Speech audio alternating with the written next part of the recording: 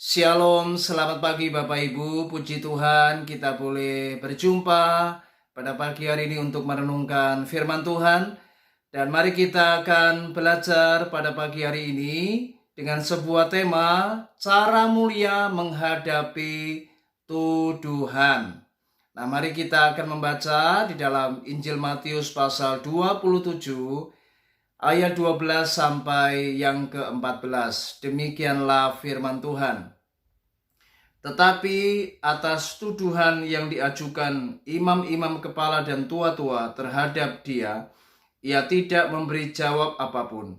Maka kata Pilatus kepadanya, "Tidakkah engkau dengar berapa banyaknya tuduhan saksi-saksi ini terhadap engkau?" Tetapi ia tidak menjawab suatu kata pun, sehingga wali negeri itu sangat heran. Bapak Ibu, menarik sekali dalam peristiwa bagaimana pada waktu itu Yesus diperhadapkan di hadapan Pilatus, dan para imam-imam kepala dan tua-tua memberikan sebuah tuduhan, dan banyak saksi yang menyatakan tuduhan kepada Yesus bahwa Yesus adalah raja orang Yahudi. Mereka menuduh Yesus karena Yesus mengaku sebagai seorang raja secara politis pada waktu itu. Bapak Ibu, hal ini terjadi dalam kehidupan Yesus. Namun apa yang kita bisa lihat bagaimana ketika Yesus menghadapi akan fakta itu? Saudara, ternyata Yesus sama sekali tidak memberi jawab apapun.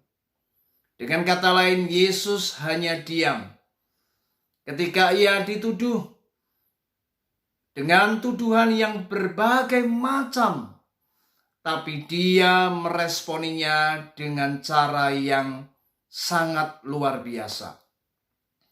Inilah hal yang patut untuk kita teladani, Bapak Ibu. Dalam kehidupan kita, ada kalanya kita juga akan mengalami hal yang serupa seperti Yesus alami. Kadang kita akan mengalami tuduhan-tuduhan dari orang-orang di sekitar kita. Dan ketahuilah bahwa seringkali tuduhan itu dilakukan dengan berbagai macam motif. Ada orang yang menuduh karena iri hati. Ada orang yang menuduh karena dengki. Ada orang yang menuduh karena cemburu. Ada orang yang menuduh karena ingin menjatuhkan. Bahkan ada pula tuduhan-tuduhan yang seringkali dilakukan itu hanya berdasarkan perasaan dan bukan sebagaimana fakta. Saudara, bagaimana kita cara menghadapi hal-hal seperti ini? Kalau kita belajar dari bagaimana Yesus menghadapi para imam, kepala, dan tua-tua, ia hanya diam, ia tidak membantah, ia tidak memberikan jawaban. Ternyata ini adalah cara yang mulia. Sekalipun kalau kita tahu bahwa apa yang terjadi pada waktu itu, Alkitab mencatat di ayat yang ke-18 dikatakan, ia memang mengetahui bahwa mereka telah menyerahkan Yesus karena dengki. Jadi ternyata Alkitab mencatat para imam, kepala dan tua-tua dan para saksi waktu itu yang menuduh Yesus, ternyata mereka memang sengaja melakukan hal tersebut dimotivasi karena dengki. Jadi motifnya adalah karena dengki, Bapak Ibu. Jadi inilah kehidupan. Ada orang-orang yang karena dengki, karena benci, tidak suka, iri hati, dan sebagainya, bisa melakukan hal-hal yang jahat kepada seseorang. Dan kalau Yesus pada waktu itu mengalami hal yang seperti ini, tidaklah heran jika kita hari ini pun kita juga bisa mengalaminya. Mungkin saudara akan dituduh melakukan perbuatan A, perbuatan B, dan sebagainya. Dan itu seringkali tidak sesuai fakta.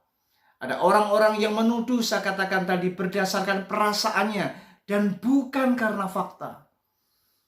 Dan kalau kita mencoba menanggapi akan tuduhan dengan cara kita berdebat kusir, dengan cara kita mencoba untuk membawa diri kita, untuk kita menjadi orang yang dalam posisi benar, maka itu tidak akan pernah menyelesaikan persoalan. Karena seringkali ketika kita menghadapi tuduhan dan kita mencoba untuk memberikan klarifikasi, maka yang terjadi adalah bukan penyelesaian. Seringkali yang terjadi bisa saja berujung kepada sebuah pertengkaran dan perselisihan. Saudara, daripada kita membuang energi, bagaimana kita menghadapi hal seperti ini, tidak ada cara lain, yaitu lebih baik kita diam. Memang kalau kita melihat Yesus pada waktu itu, maka ia harus menghadapi salib.